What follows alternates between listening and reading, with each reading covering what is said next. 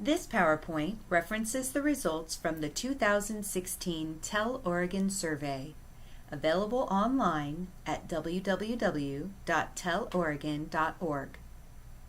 The intent of the PowerPoint is to help OEA members develop an understanding of the Tell Oregon survey results in their schools and school district. This PowerPoint is on utilizing your school summary report.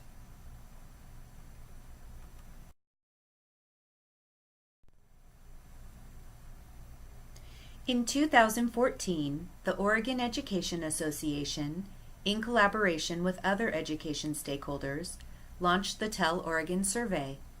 The Teaching, Empowering, Leading and Learning Tell Oregon Survey is an anonymous statewide survey of licensed school-based educators to assess teaching conditions at the school, district, and state level. The survey was again offered to educators in 2016.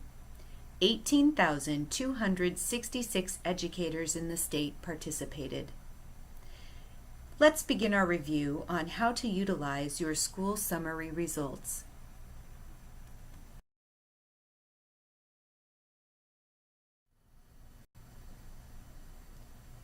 To view any results of the survey, click the Survey Results button on the home page.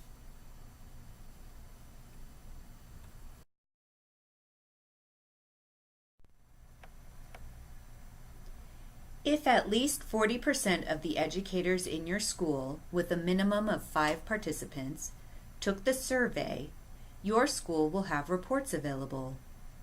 A simple place to start the conversation around your school's results is to look at the summary report. Simply click on your district and a list of schools will drop down underneath. Select your chosen school and click the table icon to open the summary report.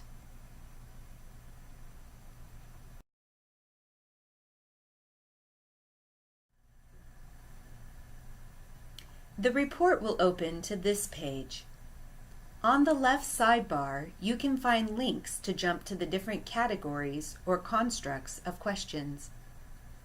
This year, you have the option of downloading an Excel file of the report, which allows you to sort and search the data, as well as a PDF, which is an easy way to send and print copies of the report.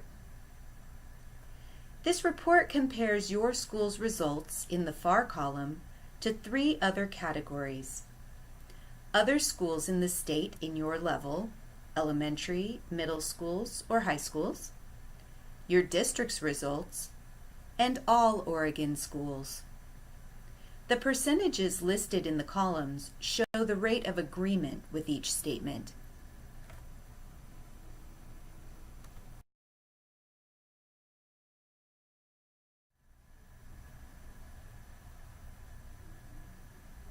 This year, the rates of agreement are color-coded from shades of red, as an indication of a low rate of agreement, through shades of yellow, as an indication of above a 60% rate of agreement, through shades of green, as an indication of high rates of agreement. This color shading may help you quickly determine how close to the other comparison groups your school results are. To do this, you would view the results horizontally. It can also be a quick way to see areas which may indicate the existence of positive teaching and learning conditions to celebrate, marked with green, or flag areas for further investigation, marked with red.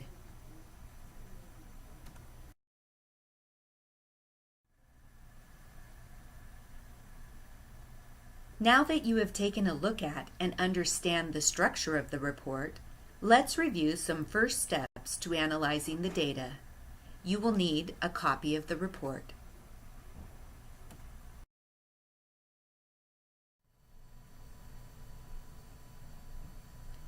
You may also want to utilize a table that is set up something like this.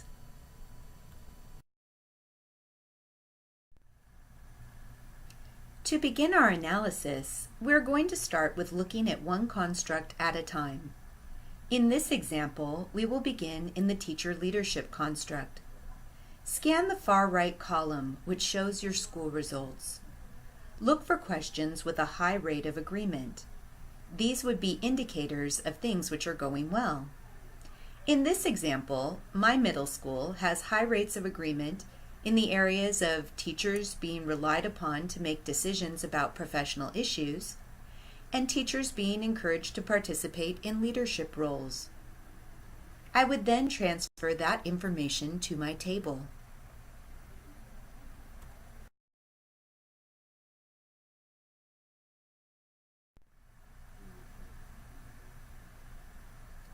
Sometimes we get so focused on what we are needing to improve in education that we forget to share out all that we are doing right.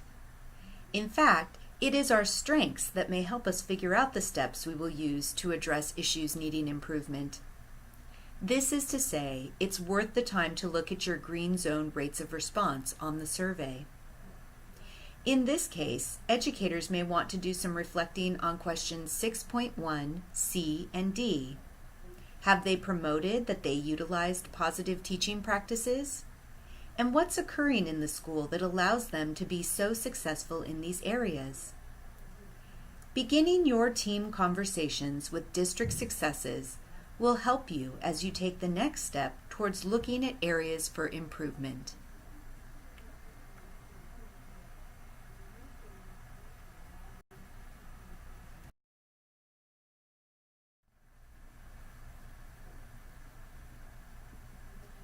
To continue our analysis, we are going to scan the far right column for percentages that would indicate a low rate of agreement.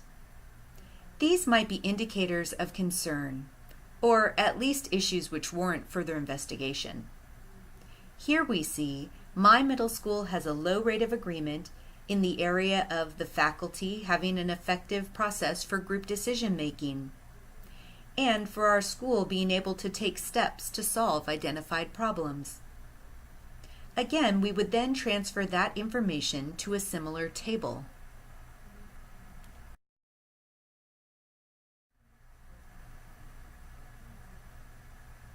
When looking at areas of concern, you may have more questions and notes to record on each issue. A starting place would be to consider if any of the responses surprised the group. We can use these identified issues to continue our school improvement conversations. Again, we may need to determine if the issue is one within our school's control, or if there are other stakeholders who need to weigh in, or if more information is needed in order to understand our low rates of agreement better. The important part is to stay focused on the issue and go easy on the people involved.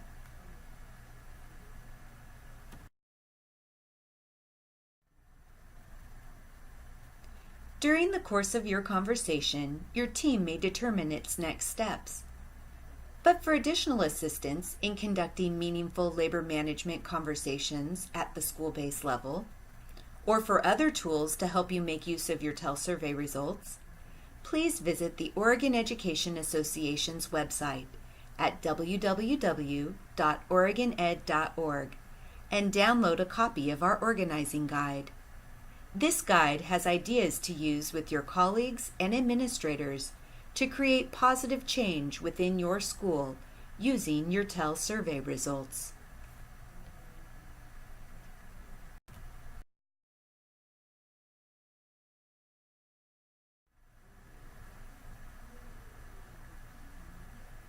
Or for more personalized assistance, feel free to contact Rebecca Konefal or Colleen Milam at OEA's Center for Great Public Schools with any questions about using the TEL survey results or our training videos. Our next PowerPoint is how to use the District Detailed Report. Thanks for joining us. Have a great day.